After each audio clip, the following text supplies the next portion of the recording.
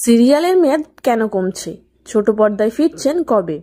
আসন্ন ছবি নিয়ে অকপট আড্ডায় অন্বেষা হাজরা।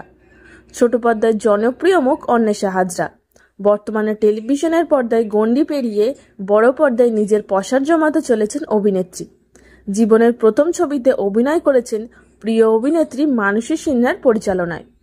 অভিনেত্রী অন্বেষা হাজরাকে শেষ দেখা গিয়েছিল স্টার জলসার জনপ্রিয় ধারাবাহিক সন্ধ্যা তারায়। মার্চ মাসে শেষ হয়েছিল ধারাবাহিকের সম্প্রচার। তখনই মানুষদের তরফ থেকে অফার পান অভিনেত্রী। তারপর প্রায় 2.5 মাস কেটে গিয়েছে।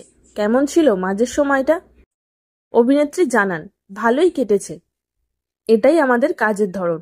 একটা কাজ শেষ হলে আর একটা কাজের জন্য অপেক্ষা করে থাকতে হয়। মাঝের গ্যাপটাও খুব দরকার। আমরা টানা 14 ঘন্টা শুটিং করি। সেই প্রেশার একটা দীর্ঘদিন ধরে চলে।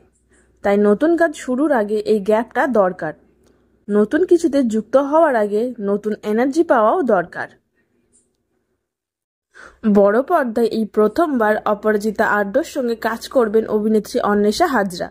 বড় পর্দায় এই প্রথমবার অপরাজিতা আড্ডার সঙ্গে কাজ করবেন অন্বেষা। কেমন লাগছে এমন একজন অভিনেত্রীর সঙ্গে কাজ করার সুযোগ পেয়ে? অন্বেষার কথায়, আমি কাজ শুরু করার অনেক আগে থেকেই দেখতাম অপরাজিতা আড্ডকে কাজ করতে দেখতে। অপরাজিতা আড্ড অভিনয় দুনিয়ার একটা নাম। তার কাজ দেখেই বড় হয়েছি। অভিনেত্রী হওয়ার সুযোগ হয়েছে। সেটে দেখা হলে নিশ্চয়ই কথাটা বলবো। সন্ধ্যা তারা শেষ হয়ে যাওয়ার পরও কাজের রেশ রয়েছে। এখনও কি সন্ধ্যা তারা শেষ হয়ে যাওয়ার রেশটা থেকে গিয়েছে? অন্বেষা বলেন, এটা হয়।